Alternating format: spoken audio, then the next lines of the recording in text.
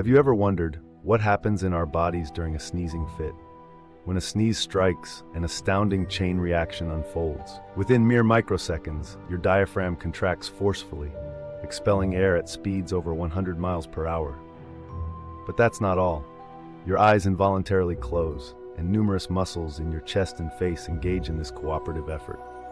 Sneezing isn't just a reflex, it's your body's way of clearing irritants from the respiratory system. Plus, did you know each sneeze can release thousands of tiny droplets?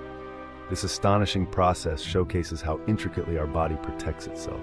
It's a surprising blend of biology working harmoniously to keep us healthy and alert.